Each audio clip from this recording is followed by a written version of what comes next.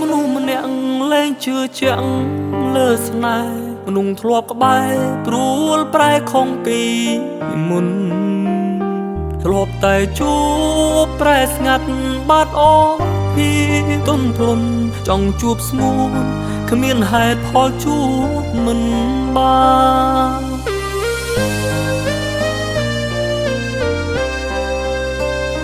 ទូរស័ព្ទអូនអស់ថ្មខលមិនចូលច្រើនថ្ងៃឬក៏ស្រីរវល់ណាត់អ្នកផ្សេងស្នេហ៍ដើរដល់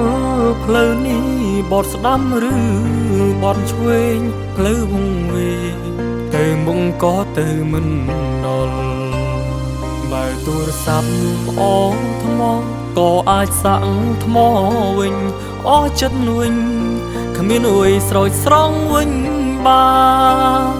តើអស់ចិត្តឬអស់ថ្មចង់បន្តឬបញ្ចប់គួរបញ្ចប់តាន់បងមិនសូវស្អប់អូនតើអស់ថ្មឬអស់ចិត្តប្រាប់ការពិតដល់បងផងមិនស្មងត្រង់អូនមិនតដើរបីវ័យ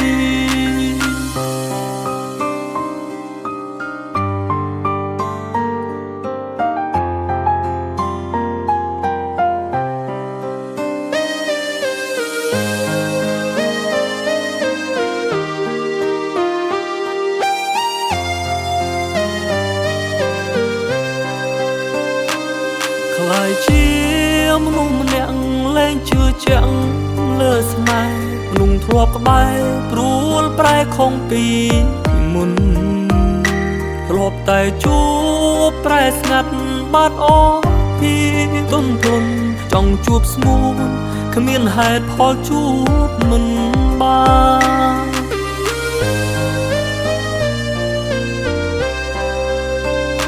ទូរស័ព្ទអូនអស់ថ្មខលមិនចូលច្រើនថ្ងៃឬក៏ស្រីរវល់ណាត់អ្នកផ្សេងស្នេហ៍ដើរដល់ផ្លូវនេះបត់ស្ដាំឬបត់ឆ្វេងផ្លូវវង្វេងទៅមុខក៏ទៅមិនដល់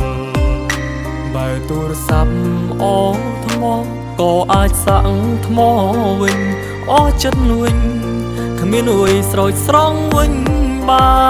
នតើអស់ចិត្តឬអស់ថ្មចង់បន្តឬបញ្ចប់គួរបញ្ចប់តាន់បងមិនសូវស្អប់អូនតើអស់ថ្មឬអស់ចិត្តប្រាប់ការពិតដល់បងផងមិនស្មងត្រង់អូនមិនតដើរបីវ័យតើអស់ចិត្តឬអស់ថ្មចង់បន្តឬបញ្ចប់គួរបញ្ចប់តាន់បងមិនសូវស្អប់អូនតើអស់ថ្មឬអស់ចិត្តប្រាប់ការពិតដល់បងផងមិនស្មងត្រង់អូនមិនតដើរបីវ័យ